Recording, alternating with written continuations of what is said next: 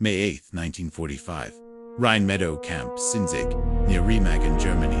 A cold spring rain turns the earth to glue. Beneath a sky the color of ash, 140,000 men in field gray stand shoulder to shoulder, inside barbed wire that stretches farther than the eye can follow. No tents, no fires, only the slow drip of water from steel helmets and the low murmur of thousands trying not to believe this is the end of the war for them. By the spring of 1945, the Western Allies faced an avalanche no staff officer had planned for.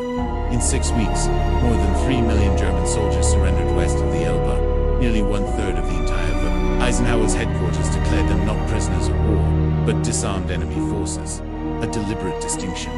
The Geneva Convention, with its guarantees of shelter, food, and medical care, no longer applied.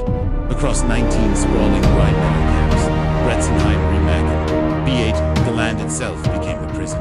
Barbed wire on fence posts, the Rhine on one side, American guards on the other. Men dug holes with their hands to escape the wind. Rations, 1,200 calories a day, sometimes less, a cup of watery soup and a slice of bread. Dysentery spread faster than rumors. In Camp Rheinberg, prisoners drank from puddles black with their own waste. A 21-year-old Leutnant, named Hans Meyer, wrote in the margin of a torn cigarette bag, "We surrendered to live. We may die all the same."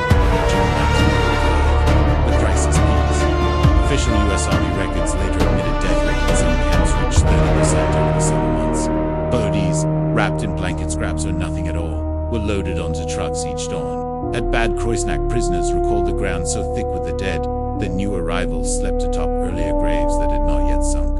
A Red Cross inspector, refused entry, stood at the wire and wept openly, the only time veteran guards remembered seeing him cry.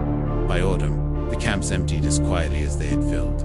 Most survivors were sent home with a slip of paper and the clothes they wore in May. The Rhine meadows grew over with grass again. Today, almost nothing marks where they stood. A plaque here, a memorial stone there.